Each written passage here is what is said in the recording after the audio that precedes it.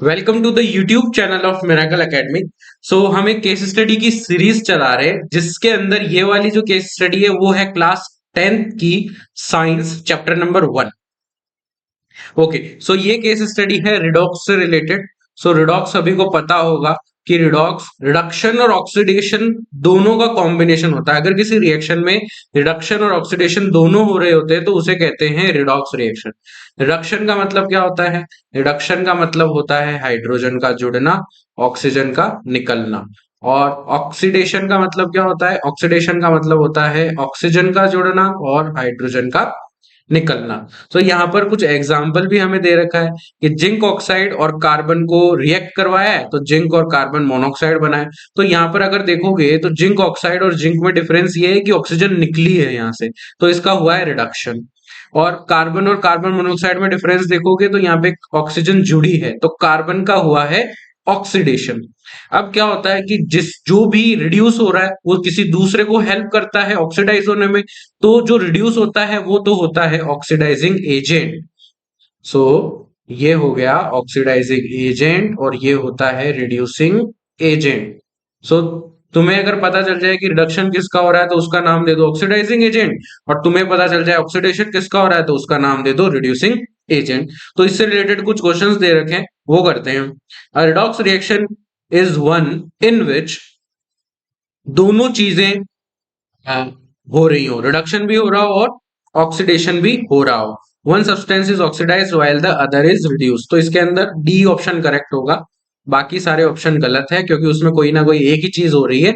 But D के अंदर लिखा है कि दोनों चीजें हो रही है। Next question, in the reaction H2S plus Cl2 sulphur plus 2HCl।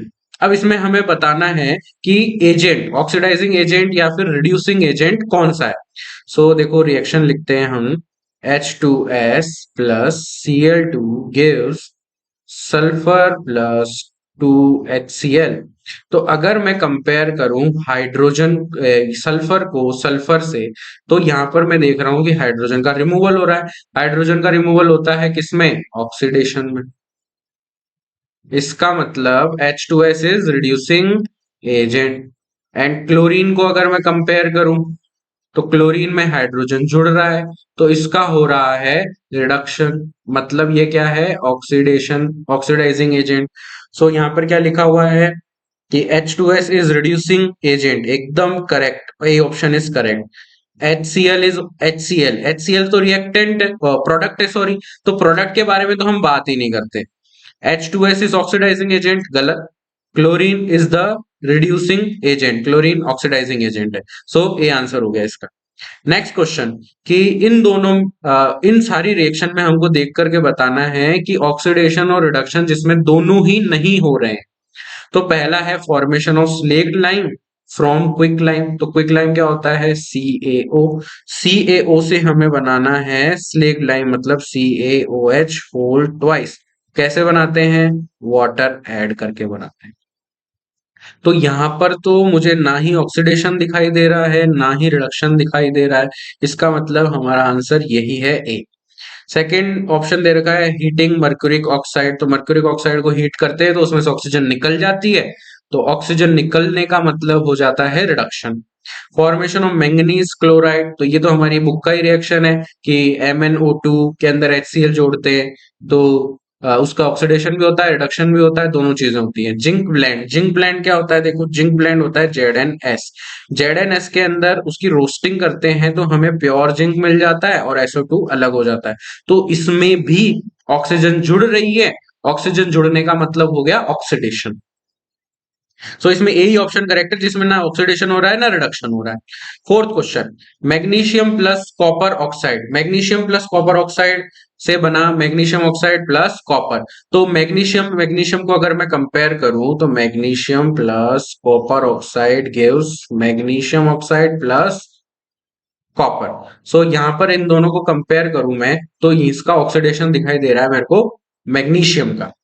तो magnesium is getting oxidised. B B सही है। रॉन्ग रिलेशन बताना है हमें, रॉन्ग स्टेटमेंट बताना है।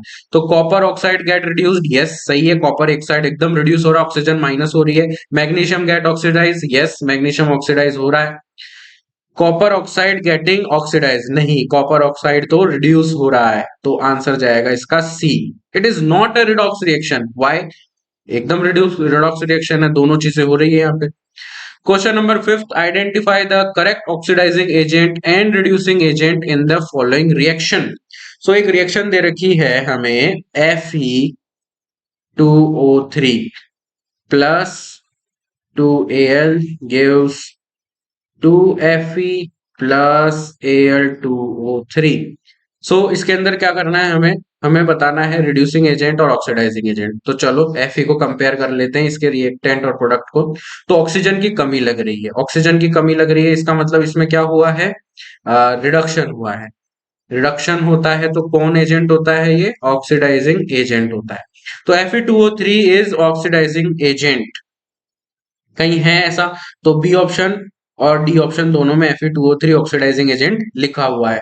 इसके बाद Al के बारे में जिसमें भी बात हो रखी है, अभी भी हम प्रोडक्ट की तो बात ही नहीं करनी है, हमको सिर्फ और सिर्फ किसकी बात करनी है, रिएक्टेंट की ही बात करनी है। तो यहाँ तो प्रोडक्ट दे रखा है, इसका मतलब डी आंसर नहीं है, आंसर इज बी। यहाँ पर ये थोड़ी सी मिस्टेक हो रखी है इसमें, ये डी ऑप्शन है।